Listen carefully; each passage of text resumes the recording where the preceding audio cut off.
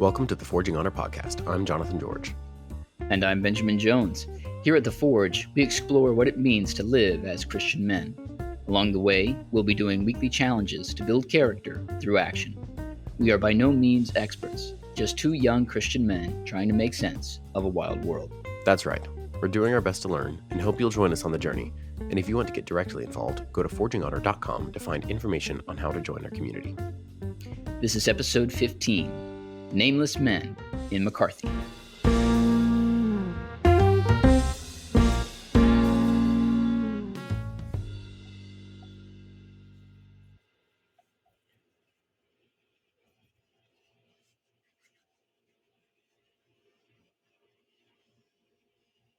Read through a McCarthy novel.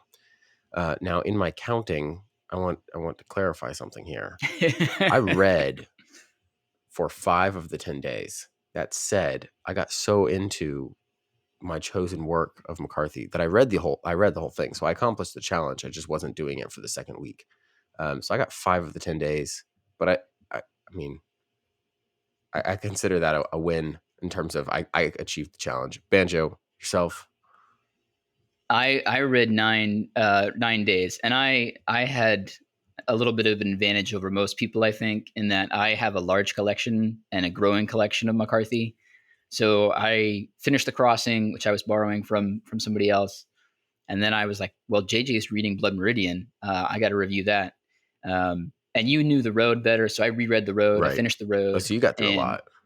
Yeah, I'm about halfway through Blood Meridian, and I actually yesterday I ordered another book. I'm going to read Child of God next week. If I'd been a good Forging Honor host, I would have also reread The Road, and then I had meant to actually read All the Pretty Horses, but I ended up letting someone borrow it. So I just, I went, well, I did read Blood Meridian, and I was very thrilled with it. I enjoyed Blood Meridian a lot.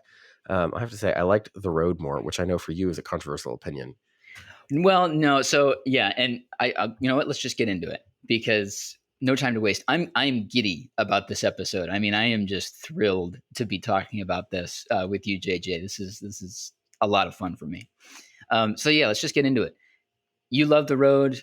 That is, to me, that's not a controversial opinion. That is easily his most well-known, most famous, most beloved book. Personally, it's not my favorite, but I think this comes from me because I'm not a father. You are a father. Real quick, give us the rundown if someone's tuning into the show and they read a different McCarthy book. What's the 5-second rundown on The Road? Well, I should heavy spoiler alert. I think. Oh yeah, Banjo for all of the books that we're going to read here, 100%. Not going to be holding off on The Road and probably Blood Meridian as well. I might spoil The Crossing or All the Pre-Courses or any of those books. I think it would No Country for Old Men for sure. I think, No Country for Old Men. Just saying, McCarthy's open for fair game on the spoiler side. I think we will do our best to stick to talking about the themes and stuff, but no guarantees on some of the specifics. With that said, if you're concerned about spoilers, you can stop listening now, or just skip straight towards the end where we do the next challenge. Or if you're not concerned about spoilers, or you've read one of the McCarthy novels, I think one thing that's interesting about McCarthy is he is dealing with a lot of the same themes through his works. And I very much enjoy, or at least what I've read of his. Banjo would know that better. I will also say one thing that I've noticed the more I've read McCarthy is that the reread of McCarthy, the second time through a McCarthy novel, is significantly more rewarding than the first. Right. So once you know the end, it changes everything. And I think even if you haven't read the book before and you're not sure about whether or not you want to try McCarthy, maybe just check the episode out, hear how the book ends, and then your first time through, you might be able to make more sense of it. Absolutely. All right. So The Road. With that said, synopsis of The Road. It is a post-apocalypse landscape. Already a point for me. I love post-apocalypse works and that kind of thing. It's a post-apocalypse landscape across which a father and son are struggling. I think the son is meant to be about 7 or 8. He's young, yeah, he's 8 very or young. 9. something like that. And then I'm sure others have figured it out based exactly on contextual hints, but they struggle their way across the southeast of the U.S. A second point for me. It's through our old stomping grounds. They go past Lookout Mountain at one Yeah, point. they do. Um, and then over the Appalachians and hence out towards where my family lives in the Carolinas. Yeah. Um, at any rate, the um, so they're struggling across the wasteland across which marauding bands of other survivors of whatever caused this post-apocalypse landscape. We're never told what exactly caused it. We're given kind of hints, but um, we're never told exactly what it was. And then um, the father has this inner struggle of what do I how do I one keep myself and my son alive in a world where there's hardly anything to eat, where there are marauding bands of other survivors out to kill us, take our things, and probably eat our dead remains. Um, Cannibalism, a heavy theme in the it really book. is. And then how do we? I, I guess the central question of the book is how do you pass on hope when there is no hope? Yeah. And I think that's the idea of carrying the fire. I think other people would agree with that. You could kind of argue, what does it mean to carry the fire? What does it mean to have the fire? But that's a consistent theme in the road, particularly. So Yeah. there's not a 5 second synopsis, but a 5 line synopsis maybe. Scores a lot of points for me just on the relatability front too. I mean, I don't have an 8-year-old son. I have a 1-year-old son. But I read The Road. It hit me in the perfect spot too, because I read it right after, for the first time, right after my son had been born, Oh, wow. which, already is kind of rocking my world. Yeah. And Oh, then that's perfect. I'm reading this book where this father just, it's all told from his perspective of how, he has the internal thoughts and the struggles of a man who knows what he's up against, and he's trying to shield the boy from the reality of the world that they're in, even though it's impossible, right? Right. One aspect of, I think, McCarthy's writing is, and people talk about how violent it is, and it is violent. What's interesting is he doesn't get into, like, he doesn't just ever describe the gory details to, like, at least in Blood Meridian or The Road. He doesn't describe the gory details to such an extent where it's like I can perfectly picture it in my head. He does it in a way where it's just like this. The way he uses language, it's like, the violence is happening. I mean, you can't stop it happening, and it's Yeah. there, And but like it's not like you see it, but it's what here. Let me. I've got The Road with me. okay, I love, if there's anything that McCarthy just like does better than anybody else, bar none, it's his first pages. I just love McCarthy's opening sentences and opening pages. And in The Road, he's describing the world, and on the first page, he says, when he woke in the woods in the dark and the cold of the night, he'd reached out to touch the child sleeping beside him. Nights dark beyond darkness, and the days more gray each one than what had gone before, like the onset of some cold glaucoma dimming away the world. And I love that line, like the onset of some cold glaucoma dimming away the world, because it's that kind of thing where it's like, it's what you're saying. It's not, he's not telling you, the sky was this color and it had this aspect to it, and it right, was, it was these clouds, but it's describing this sense of this cancer that's growing, and so you feel the sense of dread and disease and waste that comes with that without using any of those words. Everything is carried in by inference. Kind of what you're talking about. Blood Meridian does get kind of really more explicit so than with. The Road, and there are moments where it's much more explicit, but even so, um, so Blood Meridian. How about you go ahead and give us a quick synopsis of that? Yeah. One of the fun things about Blood Meridian, and this is true of great literature, even of The Road, where you can give a synopsis, but the synopsis falls so far short of what it feels like to read the book. So, brief synopsis of Blood Meridian. It's a story, actually based on a true story ish, of in 1849, after the Mexican American War. There were bands of these roving marauders who would kind of go into the Texas Mexico-American border territory, and their job was to the goal was to drive out the Native Americans who were there, and kill anyone that they found so that they could make room for settlers. And they were scalp hunters, and they would get paid by the scalp. So the story follows this young boy who's never named. He's just called the kid or the child, and he joins up. He's about 14 or 15. He joins up with one of these marauding bands, and there's a whole cast of characters that kind of go with that. But the most famous, vile, and prominent is the judge, Judge Holden, who's this enormous 7-foot, bald-headed albino man who just kind of has this very strange, very evil presence throughout the book. And the struggle is really kind of between the child and the judge. And the question, it's kind of the inverse of the road. We talked about the road is this: how do you carry hope in a world that has no hope? And Blood Meridian, the question is, what happens to people who try to be good in an evil world? I think is really the underlying question of that book. So you didn't like Blood Meridian as much. I would not say I didn't like it, just as much. That's As the key much. part, because as you said, Let's start positive. What did you enjoy with it? I loved the writing style of Blood Meridian. It's so good. I mean, I couldn't put it down. I mean, I think one thing with both McCarthy books I've read is the first third is you gotta have to get into it, but after that, I mean, he just once he gets in there, once you're drawn in, you can't stop. So I couldn't put it down after that first third of Blood Meridian. What scene did you read that you were like, oh, I'm in? Like, at what point was it like, oh, I got there? I'm not sure there was a particular point as far as like, man, this is, I will say, I think when he first joined up with the Apache hunters, because, towards the beginning of the book, he's just wandering and there's no sense of direction. Yeah. And I think that maybe that's intentional, because as soon as it's interesting, as soon as he's with the most vile, evil people that he's going to encounter on this trip, there's a sense of direction. And that's when I think I really started getting into it, right? Because the story picked up to that point.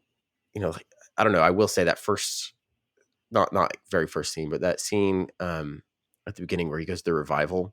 Oh my gosh, I love that scene so much. It definitely tells you this is the type of story you're in for. This is your opportunity to put this book down now. Yeah. And it's not that he doesn't warn you. He gets he gets very clear. So this scene. Describe it for us. So he goes in.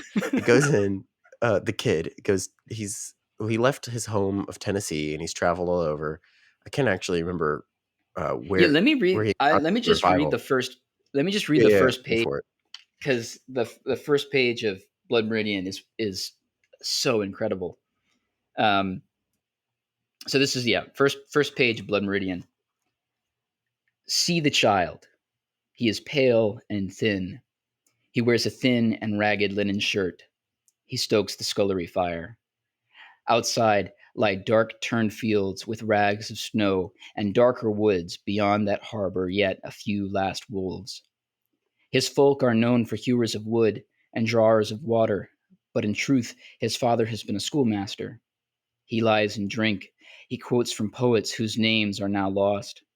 The boy crouches by the fire and watches him. Night of your birth, 33, the Leonids they were called. God, how the stars did fall. I looked for blackness, holes in the heavens, the dipper stove. The mother dead these 14 years did incubate in her own bosom the creature who would carry her off. The father never speaks her name. The child does not know it. He has a sister in this world that he will not see again. He watches, pale and unwashed. He can neither read nor write, and in him broods already a taste for mindless violence. All history present in that visage, the child, the father of the man. And so this character who already has this already brooding in him, this mindless violence, steps into this. He's in this town, right, JJ? And then he gets in this. It's raining, and so he steps out of the rain into this revival tent. Correct. He's in Texas. He steps into this revival tent where it sets the scene with This minister has been leading the revival, I think, for like 5 days up to at this Yeah, point. it's You know, been it's going one of on those for a while. long revivals, but it's raining, so everybody's stepping in and out because they'll And step it's been in and raining then for days. they're stepping in and it's hot and it's humid from all the people packed in the tent. So then they step out and they get soaked in the rain and they come back in. That's the continual stream of people in and out of the tent. So the revival is going, and then the judge walks in, and the judge starts accusing the reverend of all kinds of heinous sexual crimes, of Not even being a yeah, minister. not even being a minister, and just saying, yeah, he knows he did this thing a few days ago in this town, and They almost hung him. yeah, and finally, he's going on about it, and the minister's screaming lies, lies, and finally, a guy in the audience says, "Well, I should just shoot him right now." Like he texts, he's like, "Well, just shoot him right now for these crimes. Like they're punishable by death anyway." So he just Yeah. shoots him, and then shooting breaks out in the tent. They all leave. Then in Yeah, a bar, a moment later, a little bit later, they encounter the judge, and they ask him, "Oh, how'd you know these things about this man? Where'd you encounter him?" He says, "I'd never seen the man before today." He's like, he made it up. Yeah, so what do you make of that? Like, who do you think the judge is? Well, for one, I appreciate that is so early in the book, because yes, it does give you the warning of, this is the type of man the judge is, and these are Yeah. the types of things that will be occurring in this book, and the types of things that are immediately mentioned in the first couple of pages. You're just like, well, you can decide to put this down now. Obviously, I didn't. But for that first encounter with the judge, I was like, wow, this is. I wasn't sure what to make of it, and I expected. What's odd is you don't encounter the judge again for another I don't know, It's like another 5 or 30 6 pages. chapters probably. It's a while, Yeah. actually. Um, and so because of that, I was like, well, is the judge just this character to set the tone of the book? I don't know. But he was sitting there in the back of my mind, right? Yeah. And then he pops up again in the middle of Mexico, at where this kid is in prison. Um, but and it was like, I think it does a great job of having that first scene where there's a couple of characters, because he also encounters Toadvine there. Yeah. And Who so, is bizarre. who's just this strange outlaw character that's just along for the ride with the kid. I mean, Yeah. I think he Toadvine's the one who's got the necklace of of ears, yeah, right? correct. He's got a necklace of ears, and he himself is missing ears, which is interesting. So he Right. collects other people's ears, but he himself is missing ears. Yeah. And he's been Which is branded with HT for horse thief. yeah, Um, and felon. oh yeah, the F for felon. So he's an outlaw convict. He just lives that life. So Toadvine kind of takes the kid under his wing, and it's this odd, this odd kind of mentor relationship, and they kind of sort of respect each other. It's this strange relationship that is somehow Yeah. healthier than everyone's relationship to the judge, Yeah. because the judge, you realize, like, there are outlaws and then there's the judge, right? Yeah. The outlaws, 100%. wanton killing, they will go and they're chopping the scalps off of men, women, children, all of them.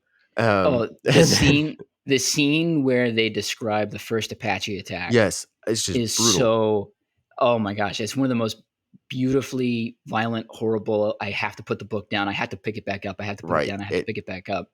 The Gorgeous scenes thing that ever. sets the judge apart is, so at one point, and this is where you know the judge is truly evil, he Mm-hmm. captures an Apache child, Mm-hmm. Mm-hmm. who, I mean, can't be more. I mean, the way he's described, he's like probably 2 or 3. Yeah. It's a baby. Yeah, it's a very, very young toddler, and he takes this child and he cares for him for like 2 days, and they're riding back across from this place where they've just killed this Apache child's entire family.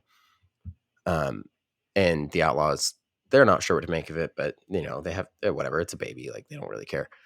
And then the judge is happily playing with the child, and then a moment later, he kills the child just wantonly. Yeah. And No, it's brutal. the rest of the outlaws, like, they don't know what to do with that. Like Toadvine, what does he call the judge? Like Toadvine is openly disgusted by the judge for that action. Yeah. And he's an outlaw who's literally just killed women and children. Yeah. But like, there's some difference for them in that cold blood versus we're writing in and this is our job situation. And the scene where he kills the puppies. Oh yes, the puppies. He which buys is so brutal. I was like, at that point, I think so. The puppies occurs after the child, and it's like it somehow Somehow seemed the less. puppies is worse. Yeah, I don't know. It felt like, well, the judge is going to do this. Like when the puppies show up in the scene, Right. I immediately know, well, they're going to be dead in the next page, so don't get attached. Yeah. Right. Yeah. And I think that is really so much of the point of Blood Meridian is there is this huge force of evil in the world. And we could get into some real deep philosophical territory. I don't know how familiar you are with like the Gnostic heresy or anything like that, but Decent bit. so the judge is a representation of some of the ideas in Gnosticism. Do you remember the part where he gets referred to as a Sejuron? I guess how you say that word. Yes, It, I think he calls himself that. I'm actually open on that page. yeah, Um, that's a Gnostic term that has to do with this kind of evil force that kind of walks the earth and kind of has ownership over it. right. Which gets to that scene on page 207 where he talks about he's the one who, I, what's the line? I should give some context here. So the entire time the judge is being simultaneously the single most evil character in the book, he is also the most learned, most scientific in the book. So what he does, He's a Renaissance man. yeah, when they're not running around killing Apaches or wanton other civilians who get in their way, the very people they've been hired to help, um, he's cataloging in these little notebooks everything they come across. He's doing biology. He's taking butterflies. He's doing the whole thing that you read about scientists of the Renaissance and Enlightenment doing. He can speak Yeah. every language they encounter. He can just speak. Yeah. He already has Just done that, rattles it off. and he's clearly very learned. He's very good. That's the other thing. Every time they encounter royalty or semi-royalty, the governors that they encounter of the Mexican government, he's the He's only one that can civilized. speak to them appropriately in a civilized Yeah. manner. He knows the politics. He understands how to approach it, but he can also get up to the most debauchery of anybody. So then, yeah, he's someone is asking him of the outlaws. Someone's asking him, why do you catalog these things? What are you writing here? And he's trying to the judge has explained to him, and he has this one line that sticks out to me. So he's writing his ledger. He says, or the judge wrote on, and then he folded the ledger shut and laid it on one side and pressed his hands together and passed them down over his nose and mouth and placed them palm down on his knees. Whatever exists, he said, whatever in creation exists without my knowledge exists without my consent. And that line just threw me off. Like, up to that point, Yeah. I've been very able and willing to accept that, yeah, he can be a Renaissance man and he can do all these things and also be very evil. But then you get to this line, and like, that's the crux, I think, of his person in a sense, because that's when you realize the whole world is centered on him. Yeah. And he recognizes that, and he's okay with that, and he doesn't care about what anyone else thinks Yeah. in the worst possible way. Yeah. Yeah. So what do you make of it? Were you able to reconcile it? I mean, reconcile it in the sense of he's a terrible person and he's flawed. Yes. I mean, that's very evident in the book. I think I haven't yet figured out quite exactly, because I don't like doing this with authors. I don't like saying, well, what are they trying to say? Because a lot of authors Oh, but that's the point. a lot of authors intentionally aren't trying to say anything. They'll say that. Yeah, sure. I think McCarthy, by the very fact that he writes philosophy directly into his books and he directly says what he's trying to say, you can say that with 100%. him. Yeah. But I haven't figured out what he's trying to say with the judge. Yeah. I know what he's trying to say in the road, and maybe that's part of why I liked it a little more. Right. Like, it's very clear. It hit home. Mm-hmm. I was emotionally along for the ride. I mean, I Mm-hmm. cried at the end of that book. Oh, yeah. I did not cry at the end of Blood Meridian. I sat down and went, what? Yeah, we have to talk about the ending at some point. Here's the thing with the judge, and here's the thing they know about McCarthy is, and one of the reasons why I love him so much, McCarthy is doing something entirely, I'm going to say, braver than anybody else writing in American fiction right now, which is he's trying to say something. Exactly your point. Everybody is afraid to write a novel that can go up against the heavyweights like Hemingway Right. and Faulkner. And McCarthy's like, let me, give me the bat. Sometimes literally. one of the things that he's doing within the story is he's pulling in references to a whole lot of things. So he's a huge Herman Melville guy. Moby Dick is like his favorite book. There's a lot of Paradise Lost in this story. A lot of Mark Twain, a lot of Hemingway, all these classics. This scene where it's maybe my favorite scene in the whole book, but the scene where Tobin, the ex-priest, is describing how they escaped from the Indians that one Which, by the time. way, I love that there's just an ex-priest along with this Yeah, marauding gang. Like, it really shows the duality of man. Anyway, yeah. back to you. Well, this scene where he's like, "Yeah, we were out of gunpowder, and so the judge took us to this volcano that was in the wasteland, and with a combination of charcoal, saltpeter, and urine, made gunpowder." It's like, Well, what? he first spent days harvesting bat guano in order to Right, acquire all of that. Like, they go to right. multiple locations to get everything. It's the most bizarre scene and just absolutely bananas. But it's also a reference to John Milton's Paradise Lost. There's a whole scene in Paradise Lost where Satan is giving this speech to hell, basically, and everybody is, or what does it say? McCarthy's kind of like copying from it. Like there's whole paragraphs and phrases that are kind of almost totally wholesale lynched from it, stolen from it.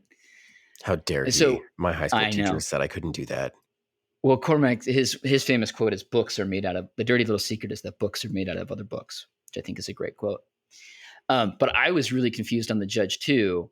I think it helps to know that he's referencing Moby Dick. So the judge is this big white whale of a man, much like in Moby Dick.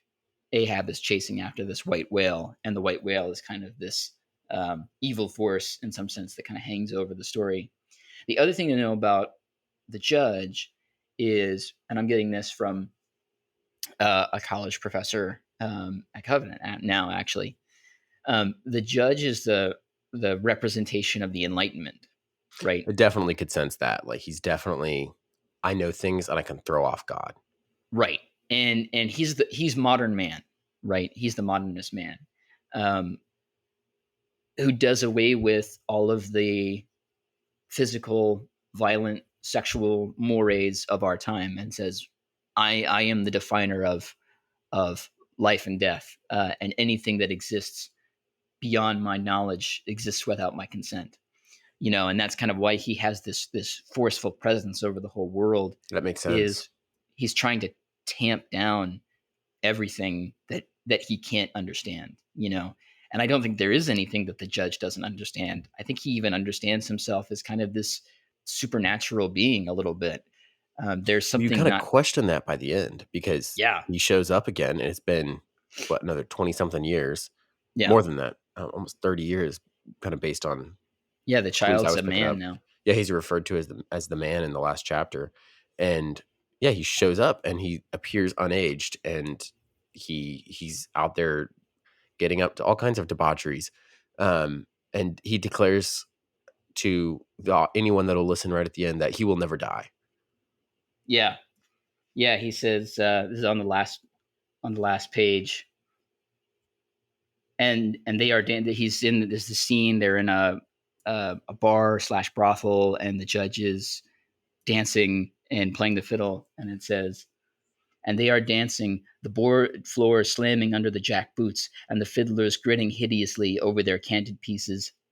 Towering over them all is the judge, and he is naked, dancing, his small feet lively and quick, and now in double time and bowing to the ladies, huge and pale and hairless, like an enormous infant.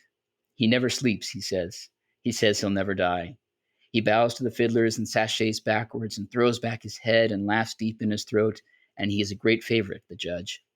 He wafts his hat, and the lunar dome of his skull passes palely under the lamps, and he swings about and takes possession of one of the fiddles, and he pirouettes and makes a pass, two passes, dancing and fiddling at once.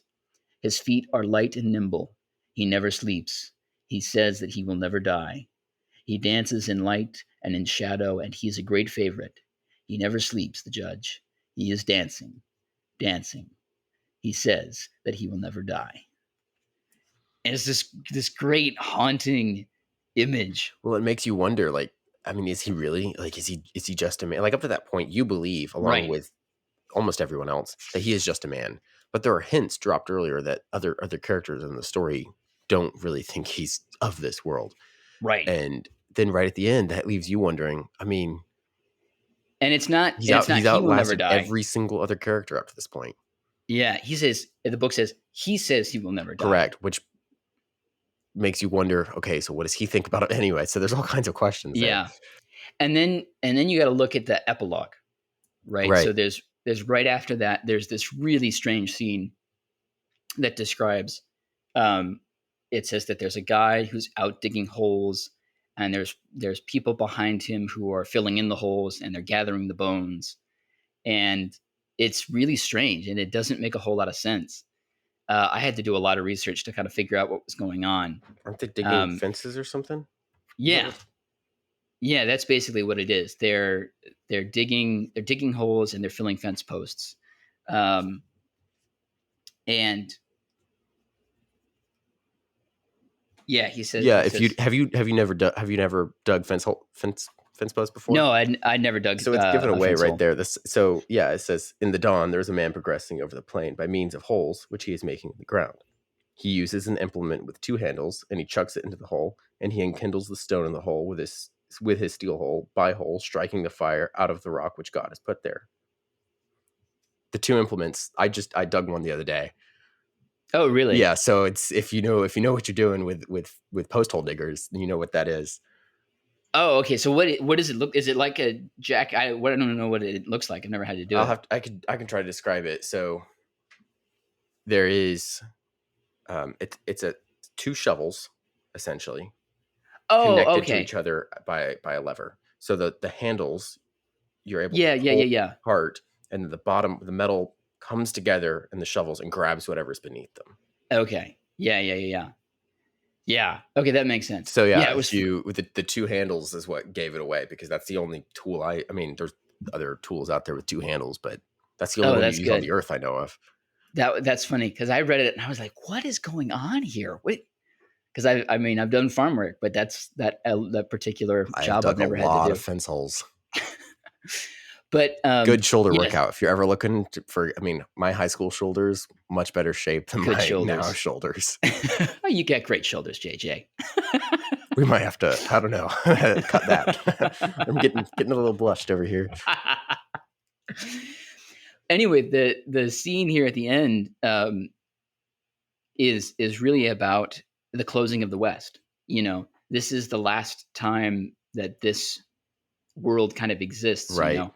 Where the frontier closes, and this blood meridian is kind of the time where the judge rules in the West. It's time where this like it's a little bit hellish, and um, there's this time for mindless violence that's kind of over everything. And now you have this westward expansion, and the land is becoming civilized. And now we're kind of digging over it with these fences. But I think McCarthy's point is it's still underneath everything that we're doing here. There's something, and this is why it's one of the great American novels of the 20th century. Is this book is still present with us. The events of this book all happened in some respect. All the book that he's pulling from, that McCarthy is pulling from, is an autobiography called My Confessions, on a guy who is. It's a book written by a guy who was with the Glanton Gang, which was an Oh actual wow. group. Yeah, who is the kid, and the judge. The judge is a real person, and Glanton is a real person, and all of the events that happened are kind of based Based on reality. generally. Yeah, um, and I think you have to look at that and go, this really complicates the American dream, and kind of the American myth, and what do we do with ourselves? And No Country for Old Men is really the same idea, you know. Um, when's the last time you saw that movie? Have you? It would have been college. Let's see. Which, speaking of kind of the realities of the history of America. Have you read Empire of the Summer Moon or heard any interviews with the Mm-mm, author of that no. book? I actually haven't read the whole book, but it is about the um, wars between the Texas Rangers and not the Apaches, but the Comanches Yeah. um, during a similar time frame. So in Hmm. Texas, same stuff's happening that's happening in Mexico in this book. Um, and the things described by that author are just as bad, if not worse, than in Blood Meridian. And these actually happened. To Yeah. give you a picture, one, to be a Texas Ranger, you had to be able to shoot a dinner plate, I think from, was it 50 yards on a moving horse Jeez. with the pistols at the time were not, anywhere No. near as accurate as they are now, at a full gallop. Right. So they could do incredible feats of marksmanship. They were incredibly strong, but the average, if you didn't, I think, what was it on, what was the actual average? I can't remember the exact numbers, but it was a ridiculously high attrition rate. Basically, your chances of making it past your first year as a Texas Ranger were basically zero. Like you just didn't, they Yeah. were just throwing everybody at the Comanches that they had. Yeah. And the Comanches were known, and the Texas Rangers then had to employ the same tactics that are happening in Blood Meridian Right. in terms of just riding in, killing everybody, scalping them, getting out of there as fast as possible. Like Yeah. that was happening. Both sides were doing it. It was the only way anyone could survive. What's crazy though, and there's a whole discussion that can happen here about providence and about um, the tides of history and the way God guides them.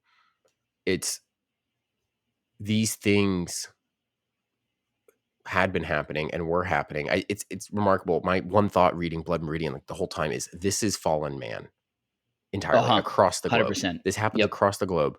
To this day, these types of things happen. Yeah. Yeah. Um, and I mean, and sadly, I sometimes the United States contributes to some of that. And we have been contributing to that for a long time. I think I don't want to excuse anybody or any nation and say they're morally correct for doing so because everybody else is doing it. But I am saying everybody's doing it all the time.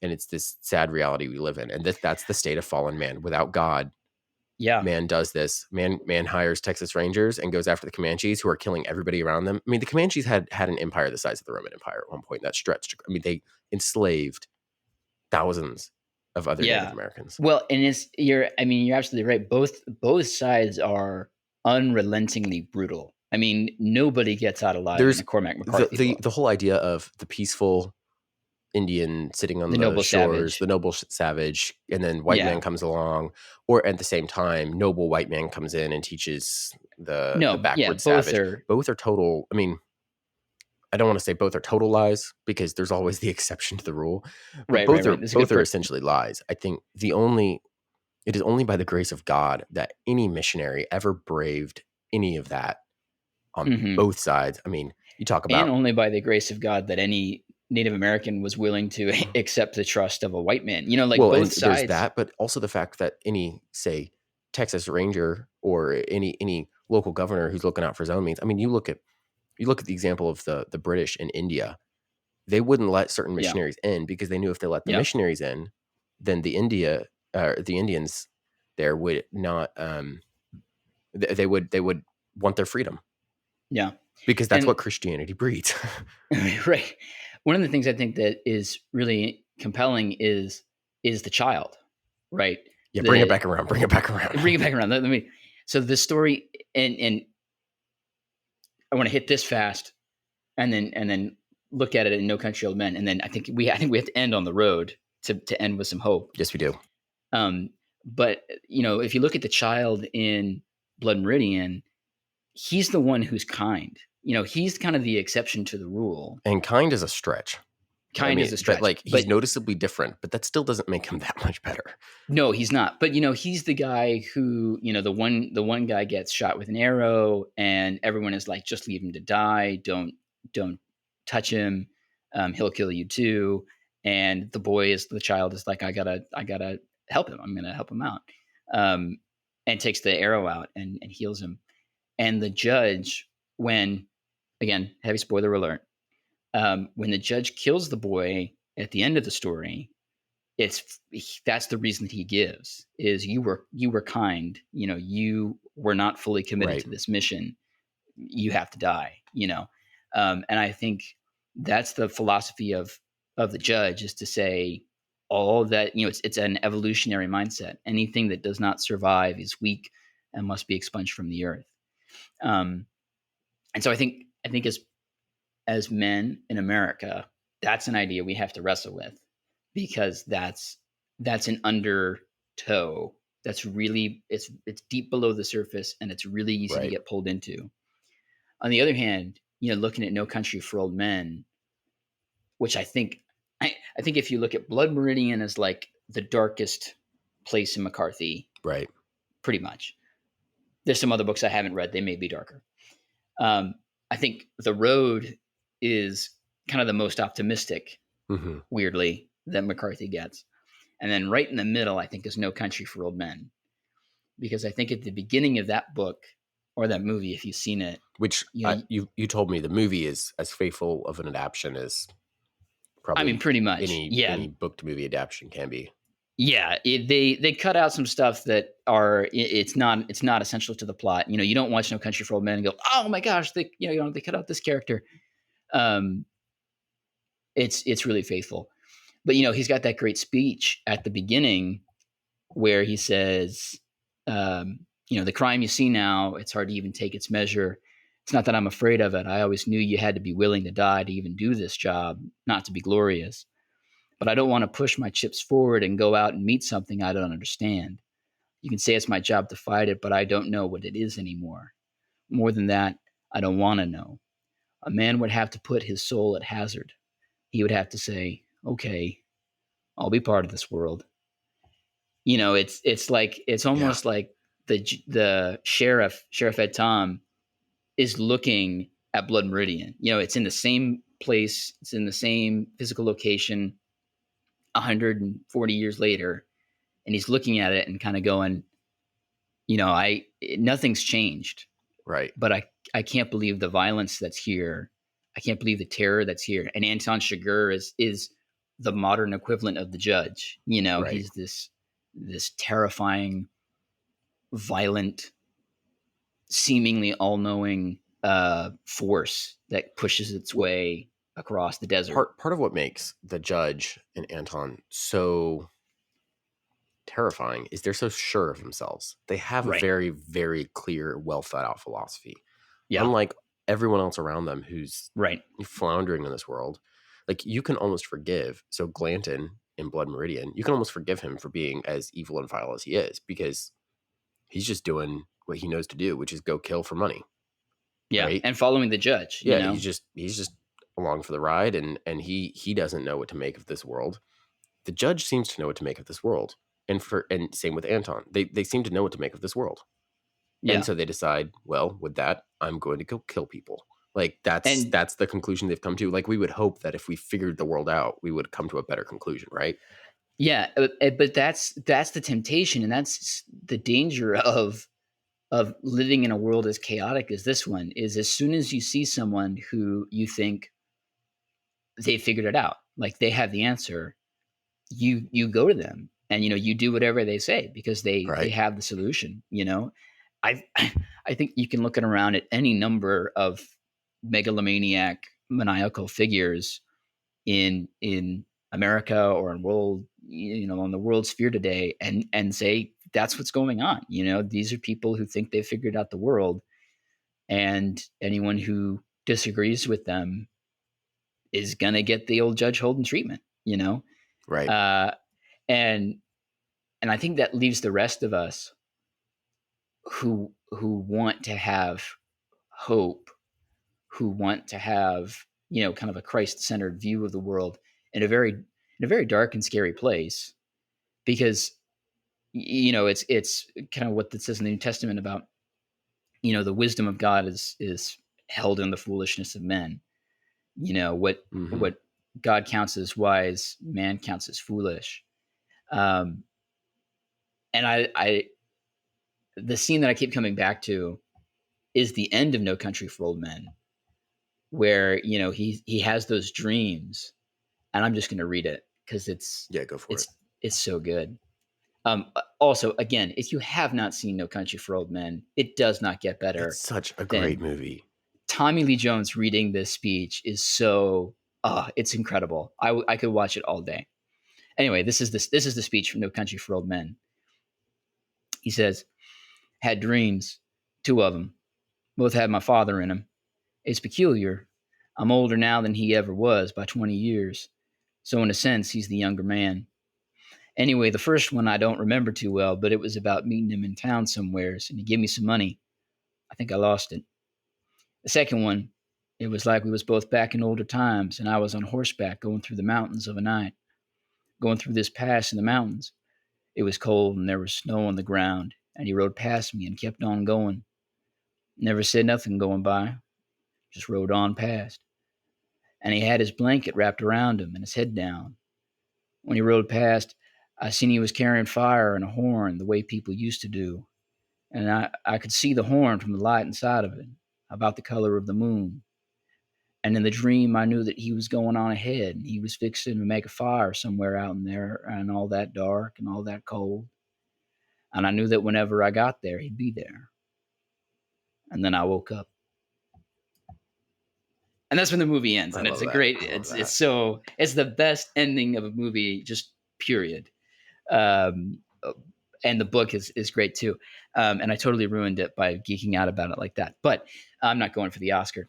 Well, Um, I think you know. I mean, it's a great book. it's so good. You're well worth geeking out about. The thing with that particular film, which I've only seen the movie, I haven't read the book, but the thing with that particular story itself is, I think it does such a wonderful job of um, showing each individual character and their who they are, their motivations, and what they're trying to figure out. Hmm. And yeah, the sheriff's character there is like, at least in the movie, I don't know how much of this in the book, but in the movie, you don't really realize that he's, kind of quote unquote the main character until the near the Yeah. end, as other Well, he's characters go behind dying off. everything. Yes, You can tell the whole story of No Country for Old Men and never mention the sheriff. You exactly. know, and he's the narrator in the book, and so he's kind of like he's ending up catching up to all these things, Hmm. and he's never able to stop any of it. He's Um, always after the crime has occurred. exactly, And and I just love that. At the beginning, he's talking about you'd have to put your soul at hazard and say you'll be a part of this world, and I think that's that's the scariest thing in this world. And to go up against these forces that are so impossible, the Anton Chigurhs and the Judge Holdens. And I think that's why the road is so powerful to wrap, to get to a landing zone. Because really, we could do a whole 2-part episode oh, on this. 100%. Oh yeah, But the road though. You're right about that. I hadn't thought about that because yeah, in the road, the man has the opportunity to take himself out of the world multiple times. yeah, it's one of the big struggles of the Well, right, story. because he has his revolver, and it's made And pretty it's clear got at the beginning. He has two bullets. yeah, Two bullets at the beginning. And it's made clear he thinks one is for his son and the second is for him, to relieve them both of this world. He never tells his son that. Um, right? He wants to no. Well, shield. the son knows that if they get attacked, Right. Well, he's supposed to. Yeah, he's supposed to turn it on himself, but his father tries to, I don't know. His father tries to shield him from the reality of what that is in his own way. yeah, and he says, we're the good guys, Right. and the kid still has the sense of like there are good people and there are bad people, even in this world that is apocalyptic, that Right. that is left behind. There's still good and there's still evil, and we're carrying the fire. What's interesting to me is, I think the pivotal scene there in the road is he has these two bullets. And I mean, again, it's been a minute since I've read the road, so correct me if I'm wrong here. But if I remember correctly, they encounter a band of men. One of them grabs his boy, Yep.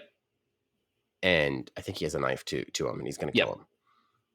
And in that moment, you realize with two bullets, the man has a choice, right?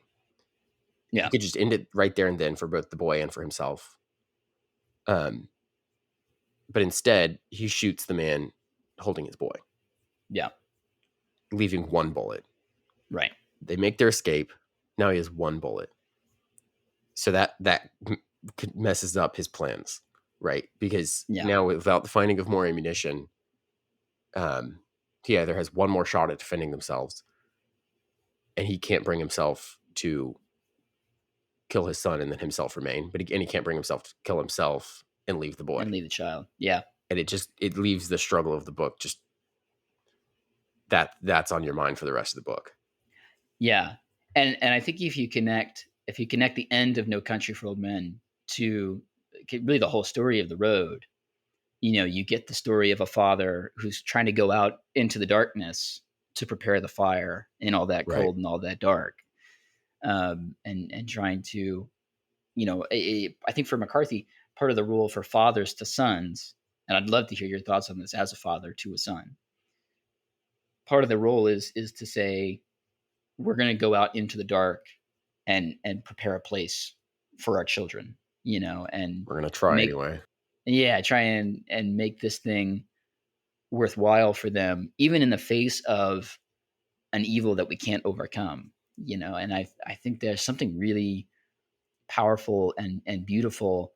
McCarthy often gets accused of being a too masculine writer, which I'd also like to hear what you think about that. Um,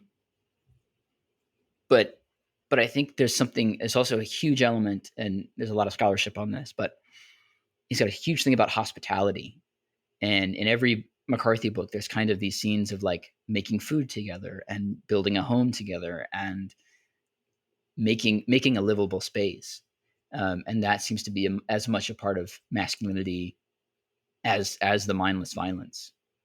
I don't know. How do you look at The Road? You're a year later. You've got a Yeah. son. You're thinking about these things. Well, for one, I think every father should read The Road. I mean, if they're willing to stand up to some of the stuff inside of it, which I think ultimately that's what we're called to do as men and as fathers is go out into the world um, and stand up to its darkness. I mean, again, only by the grace of God can we do that. I'm not saying go leave your nice home and go find that, but you Don't go can find the judge. Whatever you do, don't go don't find go the find the judge, judge. Don't but go you looking for can it. work through these thoughts and work through it and then try to live it out in your everyday a little bit. I think as far as the accusation of the books being too masculine, I don't think that's a problem. Maybe they are. Is there? I think they are more masculine than they are feminine in a sense. I'm not denying that. But I don't necessarily think that's an issue considering the types of stories he's telling. Yeah. Are there any parts of like a McCarthy book or McCarthy men that you look at and you go, I want to be like that. That's the kind of man I want to be, or the kind of man I don't want to be, or like I don't agree with that. Yeah, there's no one in Blood Meridian that I want to be like. I mean, Yeah. I'm sorry. I imagine someday I'll sympathize with the sheriff a lot Yeah. in No Country for Old Men. Um, but yeah, in The Road, it's very easy for me to put myself in that father's shoes Yeah. and to understand the struggle he's going through because I the actually struggle. love. Oh, sorry. Go Sorry, you go. ahead. What you No, love? you go. Okay. I Um, insist. I think the struggle of the father makes sense from a young man's perspective in the sense of the world often feels like the world he is physically in.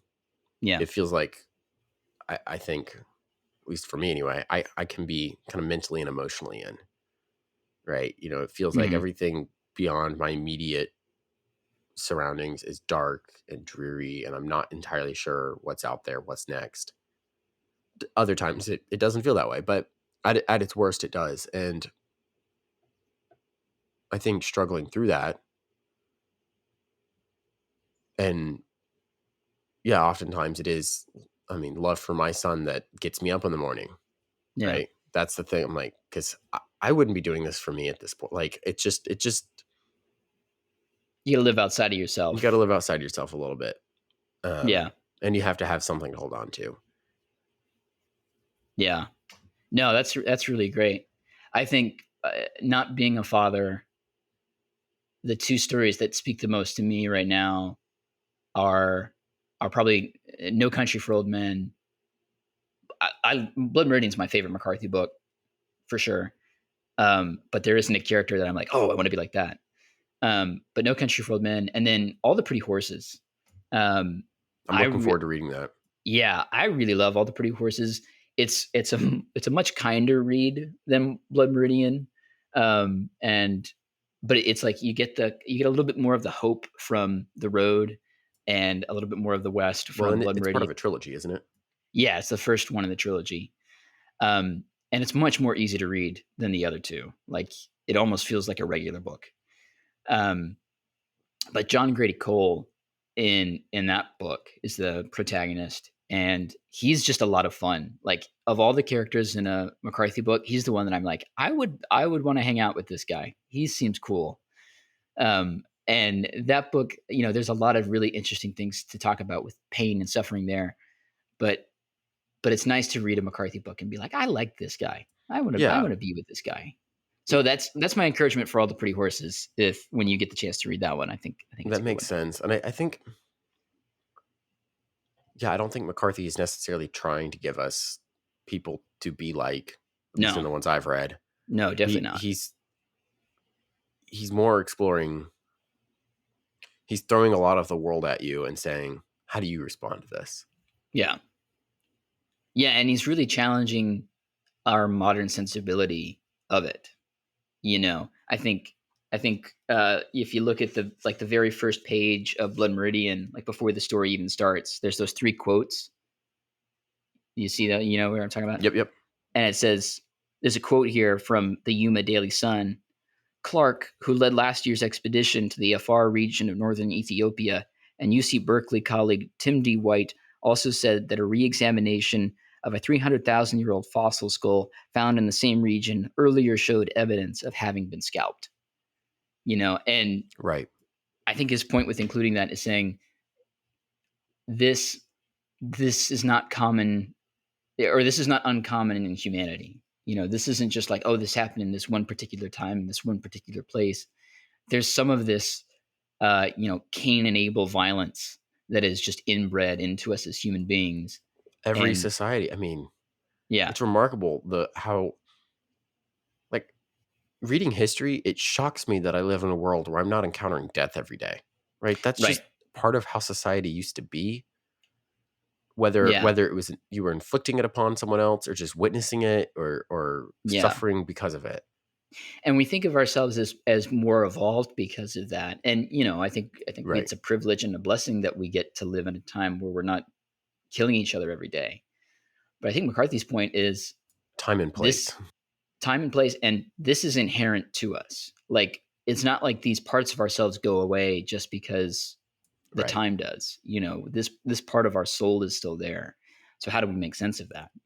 Um, and again, and yeah, I think sometime we'll have to do a return to Cormac McCarthy because there's so much here to talk about.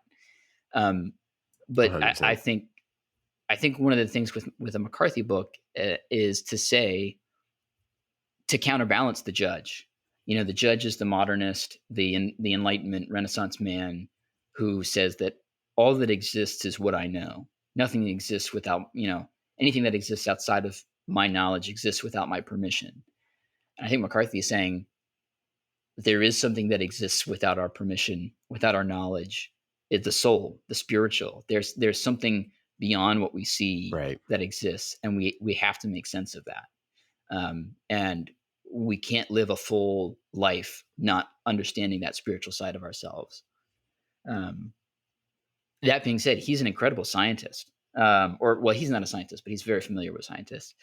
I mean, he frequent Right. discussions with like Oppenheimer and all these guys. Not with Oppenheimer, about About. Oppenheimer. Yeah. Anyway, so much more we could talk about. Yeah, You get we're to running out of time here. you gotta cut me off, JJ. I Any last thoughts that you well, want to I feel like get we into? leave so much um as McCarthy does to his characters, we have taken his books and left them strewn about all over. Uh A most unscientific study. at any rate, I think ultimately, um I guess the way to wrap this up would be to talk about it from the challenge perspective. what did we learn from picking a book and reading through it intentionally for this purpose?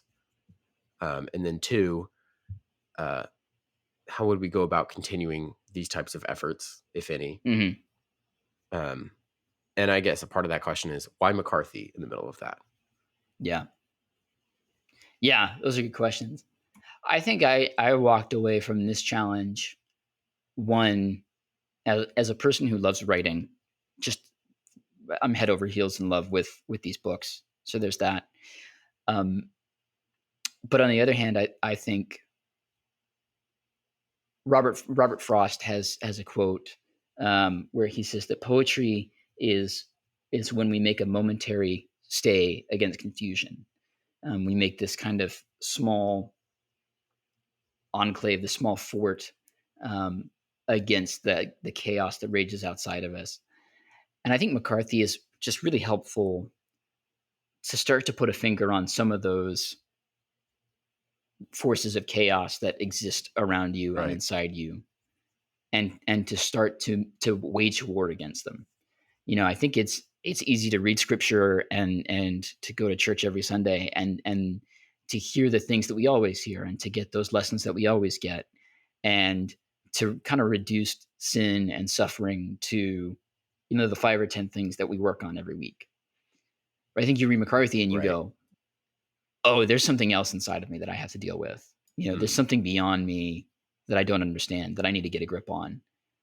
And I think at his best, that's what McCarthy points us towards and helps us with, to awaken us to the darkness inside and darkness around us. And I think to offer some hospitality, um, even to look at folks who are different from us, to challenge us with, look what our ancestors did to Native Americans, or look what the Native American ancestors did to our forefathers. Like in the gospel, we have to make peace with that, because every tribe and tongue and Right. nation will be present. And I think we need to say, all right, how do I make peace with that, and how do I live out the reality of that transcontinental union in this life? Um, I don't know. You think you have any thoughts on those things? Answers to those questions? Not especially in response to what you just said. As No, far as I the mean challenge to the goes, yeah as challenge far as the questions. challenge goes, I appreciated that we did this. I appreciated that we took a dive into a particular author. I think, yeah, just picking several of his works, semi at random, was good. I doing kind of a study of an author in that way as a challenge was something I haven't really done, and I enjoyed it.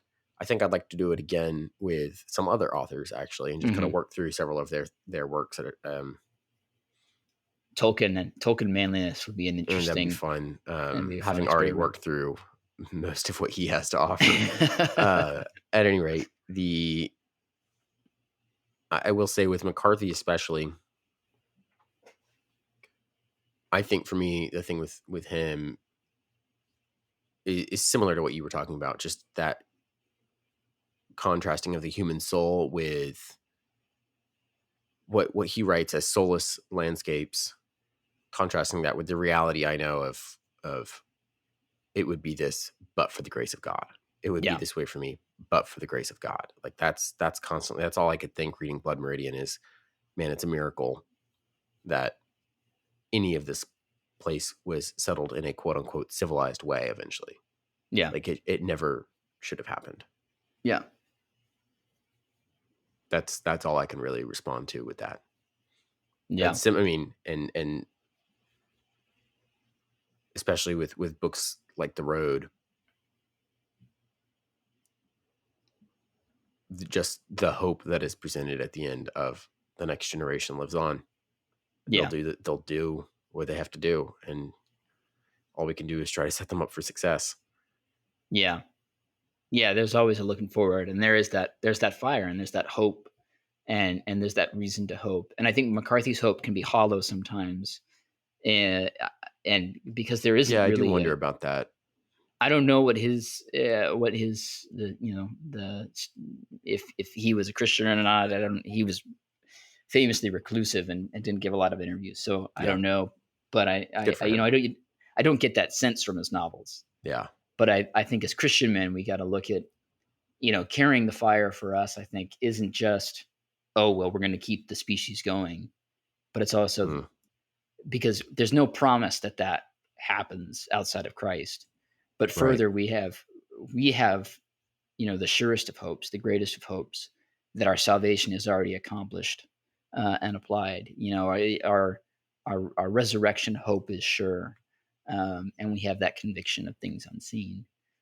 And I think greater than hope, we have faith. You know, and so I think that's the fire that we can carry for ourselves and for the next generation. Amen.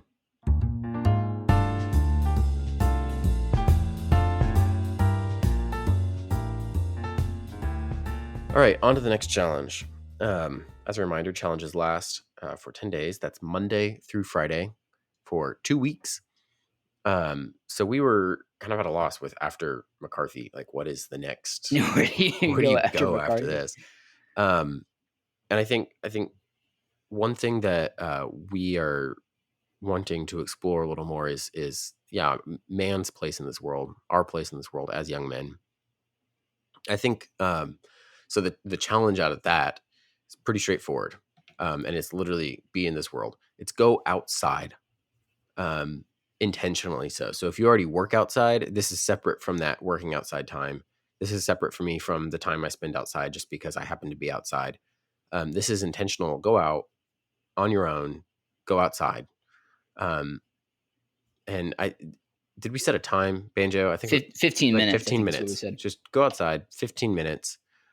You could even do what's called have you heard of earthing or I grounding? think so. I've It, heard of I've it heard of nature bathing. it's something my doctor actually recommended. He's just as a good health practice. Basically, be barefoot outside. We Oh, spend a okay. lot of our time um, in our shoes or indoors on hard surfaces. Going outside onto the soft surface of the dirt and the grass is Interesting. apparently good for you. I don't know. I haven't really tried it. I'm gonna try it. And the idea and the goal with this is, yeah, kind of ground yourself in one. We live in a physical reality, kind of, but also Banjo, you were expressing some wanting to. I mean, how'd you put it? How'd you put it? Well, two things. One, one of the things you come away with from McCarthy is just a sense of place. Just that bizarre magic that comes from kind of looking at the Texas wasteland that he sees. Um, and part of his writing comes from how well he knows the land. So I think that's Right. that's part of what we're trying to talk about. The other part is, especially when you're looking at McCarthy, you get the overwhelming transcendent feeling Mm. of nature. Like when you go to the ocean, if you go to the beach and you're like looking out at all that water, you're like, there is something here that is so much bigger than me. Or you go to the Rockies and you're at the base of Pikes Peak and you're looking up and you're Oh like, yeah. that is awe inspiring. One of my favorite things is you driving out west, and when you first see the That mountains as first you're glimpse. crossing the plains, it's just like there's something massive over there. Yeah. It's so cool. Yeah. Especially after all the Kansas flat. Yeah, After you're it's been driving. pretty boring. Yeah. And I think it's a good analogy for what we're looking for because and this may be difficult depending on where you live or what's going on, but I think the goal is to find some place where you have that sense of being a very small human being. Hmm. Because the temptation for us is to think that we're the judge, to think that Right. we exist larger than all the rest of creation. And I think we need to find places, whether that's floating on a lake or going for a hike, or just kind of going for that walk and seeing the expanse of sky where we touch the transcendent, that thing that's bigger beyond us. And we leave this kind of day-to-day framework of reality. I've been talking a lot about like finding the spiritual in life. And I'm kind of pushing for that. Find that place Right. where you realize there's more to life than I Well, than I and to expected. clarify, not like the um weird ooh, God is Not a everywhere new sense. agey, Not in that yeah, not a sense. We're pantheistic, not, yeah, not pantheism, God is in the trees kind of stuff. right? Um but yeah, that sense of place, I think that's a great phrase for one. finding a sense of being a created being. Correct. You know, Putting yourself and realizing God made all of this. Here I am. yeah, What can I do but worship? I think that's the goal of this. So simple, 15 minutes outside that is intentional for outdoor time. yeah. And before we wrap this section up, we should also just toss out there, if you guys have any challenges that you would like for us to give a whirl, any things that you're interested in seeing on the podcast, let us know. You've got the Discord or the website. Absolutely. Give us Give us a shout. shout.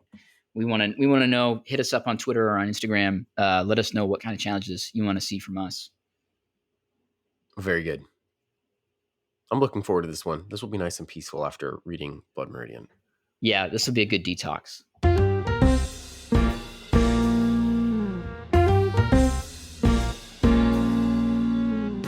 This has been the Forging Honor podcast. Music and production is by Elliot George. For more information about what we do or to learn how to get involved, visit our website at forginghonor.com.